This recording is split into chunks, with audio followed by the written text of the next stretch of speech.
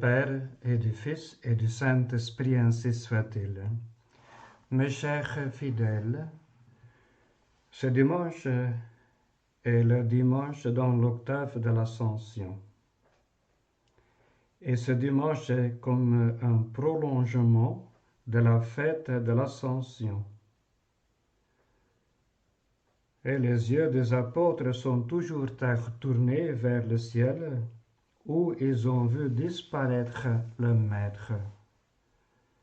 Et leur cœur soupire vers lui. Alors tant que nous pérégrinons ici-bas, loin du Seigneur, telle doit être l'aspiration continuelle de nos âmes. Mais nous ne pouvons rester oisifs dans l'attente de la patrie. Dans l'épître du jour, Saint Pierre nous enseigne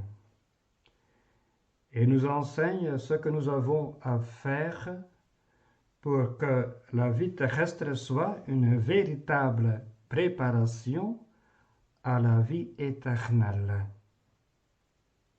à la rencontre avec Dieu, avec notre Seigneur Jésus-Christ. Saint Pierre dit, veillez dans la prière, mais surtout ayez une continuelle charité les uns pour les autres. C'était exactement ce que faisaient les apôtres dans l'attente de l'Esprit Saint. Donc après l'Ascension, avant la Pentecôte, ils persévéraient dans la prière, réunis au Cénacle, dans une fraternelle concorde. Le Seigneur ne tient pas pour agréable les prières et les sacrifices d'un cœur qui ne sait aimer d'une sincère bienveillance son prochain, quel qu'il soit. Jésus l'a dit expressément, lorsque tu présentes ton offrande à l'autel, et si tu te souviens que ton frère a quelque chose contre toi, laisse là ton offrande et va d'abord te réconcilier avec ton frère. Donc la prière ne suffit ni pour attirer sur nous la grâce divine, ni pour acquérir la vie éternelle. Il faut la charité fraternelle, qui est la confirmation la plus sûre de la sincérité de notre amour pour Dieu. Contemplons pendant ce mois de mai, pendant quelques instants, l'exemple que la très sainte Vierge Marie nous a donné. Immédiatement après l'Annonciation, elle entreprend un voyage en toute hâte, dit Saint Luc, pour se rendre chez Élisabeth. Il lui aurait été très doux de rester à Nazareth pour adorer, dans la solitude et le silence, le Verbe divin incarné dans son sein. Mais l'ange lui a annoncé la maternité imminente de la vieille cousine. Et cela lui suffit pour se sentir obligé de se rendre chez elle et de lui offrir ses humbles services. On peut donc dire que le premier acte de la Vierge, dès qu'elle fut devenue mère de Dieu, a été précisément un acte de charité envers le prochain. Et Dieu s'est donné à elle comme un fils, et Marie, qui s'est donnée à lui en qualité de servante, a voulu être aussi la servante du prochain. Donc voyez l'étroite union qui existe entre la charité envers Dieu et celle qui a pour objet le prochain. est ici d'une singulière évidence. Et cet acte d'amour sublime dans lequel Marie se donnait totalement au Seigneur, en prononçant son fiat, correspond à son acte de charité envers Élisabeth. Et nous nous préparons donc, mes chers fidèles, à recevoir la grâce de la Pentecôte. Et sachez, l'Esprit Saint, qui est esprit de charité et d'amour substantiel, ne peut envahir une âme étroite et mesquine dans ses rapports avec le prochain. Le manque de charité est un des plus grands obstacles à son action, parce que directement opposé à son essence. De même que l'eau paralyse l'action du feu, ainsi le manque de charité paralyse l'action de l'Esprit Saint. Et de plus, tant que nous sommes ici-bas, nous sommes tous sujets à tomber. Nous sommes tous des pécheurs. Nous avons tous nos défauts. Nous aussi. Ce n'est pas seulement le prochain qui a ses défauts. Et tout le monde a ses défauts. Et donc aussi le prochain doit supporter nos défauts. Dès lors, nous avons tous besoin de pardon. Nous avons tous besoin de pardon. Et la charité, dit l'Épître, couvre la multitude des péchés.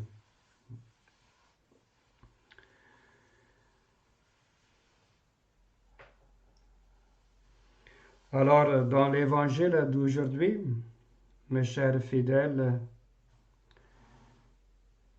notre Seigneur Jésus-Christ annonce aux apôtres qu'ils devront rendre témoignage de lui. Et vous aussi, vous rendrez témoignage.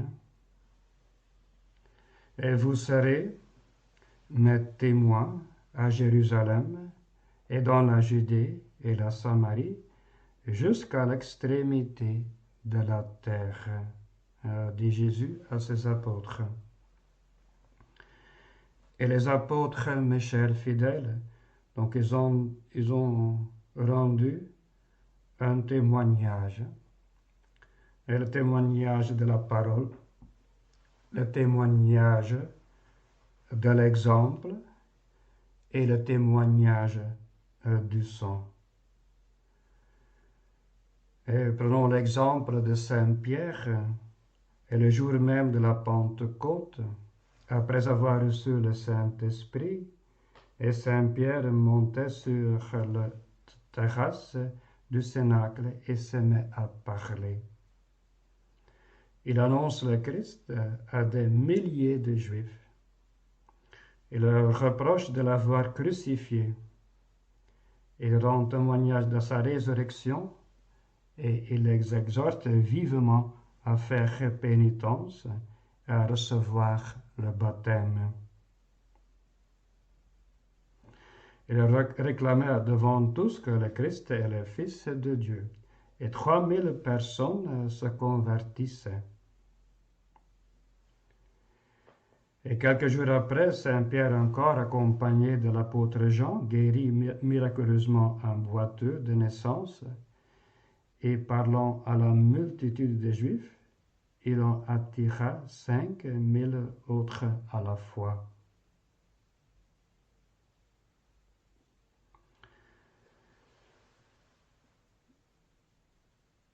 Et donc ce témoignage de la parole, tous les autres apôtres le rendent pareillement à Jésus. Et ils disaient, ce que nous avons vu et entendu, nous ne pouvons pas ne pas le dire.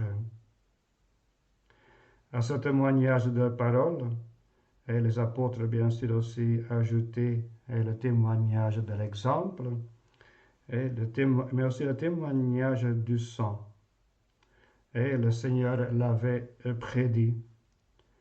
Ils vous chasseront des synagogues, c'est-à-dire de la communauté des Juifs. Et l'heure vient et l'heure vient où quiconque vous fera mourir croira rendre hommage à Dieu. Ils vous traiteront ainsi parce qu'ils ne connaissent ni le Père ni moi. Et ce sont les paroles de l'évangile d'aujourd'hui. Et les anciens du peuple et le prince des prêtres commençaient à persécuter les apôtres. Ils les interdisaient de parler encore de Jésus. Mais c'est là qu'il répondait, nous ne pouvons taire ce que nous avons vu et entendu. Jugez vous-même s'il nous est permis d'obéir aux hommes en désobéissance à Dieu. Donc ceux-ci mettent les apôtres en prison et les ont fait déchirer de coups. Et les apôtres sortaient du conseil pleins de joie parce qu'ils avaient été jugés dignes de souffrir des outrages pour le nom de Jésus. Saint Pierre, il mourait sur une croix comme son divin maître. Saint Paul est décapité. Et donc tous les apôtres, nous les vénérons comme des martyrs. Et sauf Saint Jean, donc il est mort une mort naturelle, mais il a souffert aussi un martyr dans une liquide brûlante.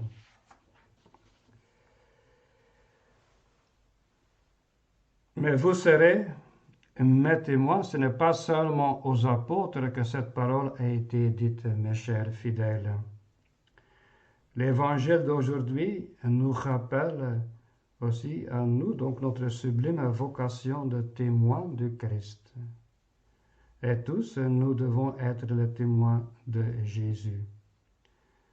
Et c'est notre Pentecôte à nous, c'est-à-dire notre confirmation, nous a fait soldats de Jésus. Et donc recevoir le sacrement de la confirmation, c'est le pouvoir, l'obligation de lutter, de témoigner pour Jésus. Et c'est là-dessus que vous devez rendre compte.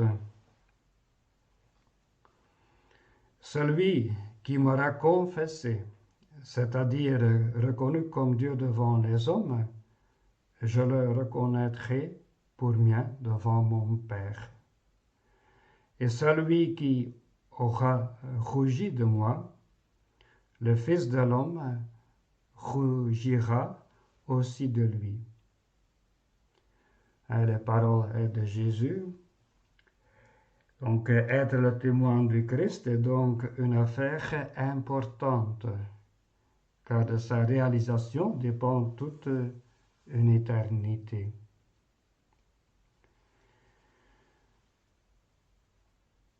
Alors, tout d'abord, nous devons confesser le Christ par nos paroles.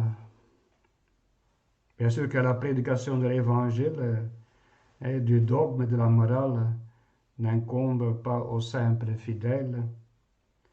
Mais il peut arriver que la vérité soit de bonne ou de mauvaise foi, par ignorance ou par malice, dénaturée devant vous. Et voilà donc si vous êtes capable de la rétablir, vous en avez le devoir. Il pourra se faire que la religion, l'Église, le prêtre soient attaqués en votre présence. N'ayez pas peur donc de prendre la défense de l'Église et de la religion de Jésus et des prêtres. Mais le pape Pie XI disait un jour à des milliers de pèlerins, soyez des apôtres de la parole, mais surtout de l'exemple, qui est le plus éloquent des prédicateurs.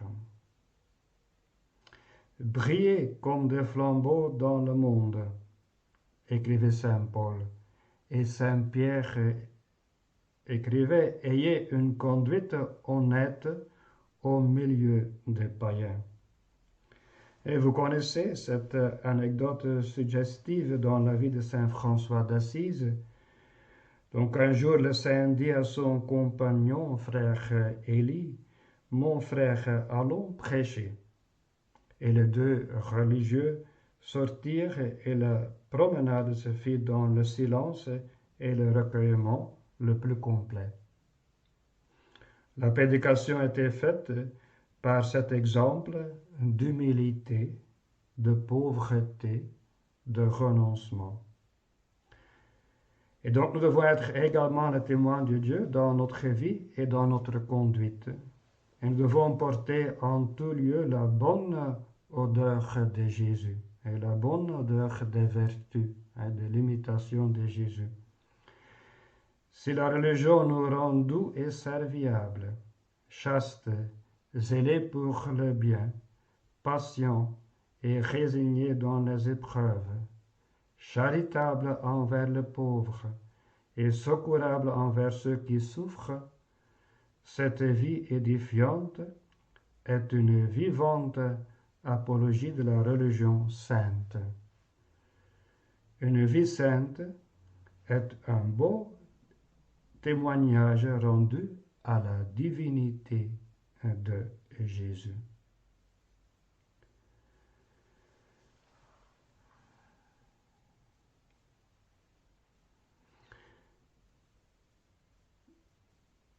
Parfois, il pourra nous en coûter de nous montrer chrétiens, et nous pouvons être l'objet de sottes réflexions et de railleries. Mais jusqu'à nos jours, la route royale du Christ est baignée de sang, mes chers fidèles. Et Jésus l'avait prédit, ils m'ont persécuté, ils vous persécuteront aussi. Ne soyez pas scandalisés, et je suis le Messie, et je suis le Fils de Dieu, et je suis le Roi des rois. Mais ils m'ont haï, ils m'ont persécuté, ils vont vous persécuter, vous serez persécutés aussi. Voilà témoignage témoignage de la vérité, rendre témoignage, être témoin du Christ, dans les exemples, dans la vie quotidienne. Et si nous devons souffrir à cause d'une maladie, souffrons chrétiennement, avec foi, soumission et confiance en Dieu. Sacrifions tout pour l'Église et pour le salut des âmes.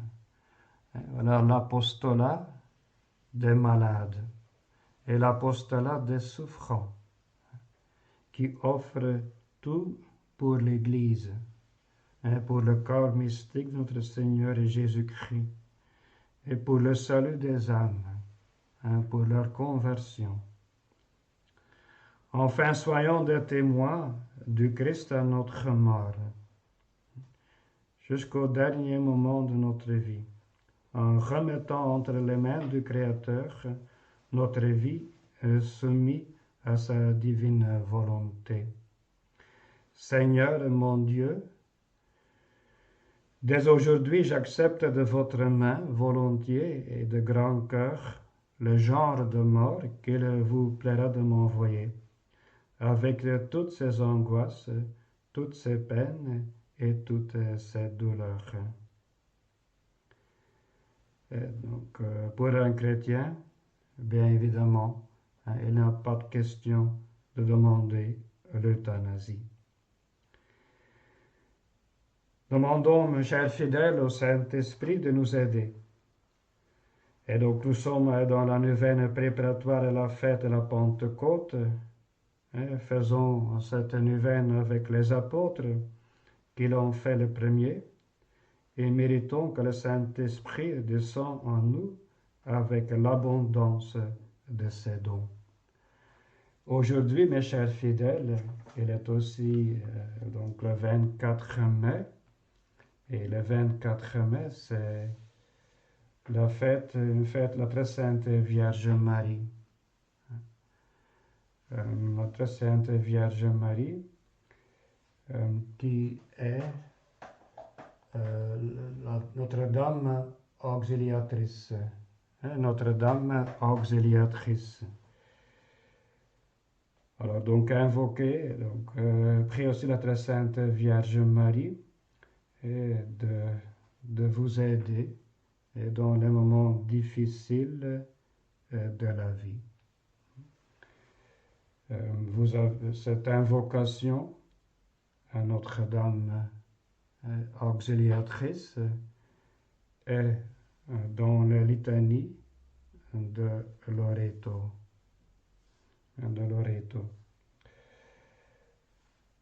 Au nom du Père et du Fils et du Saint-Esprit, ainsi soit-il.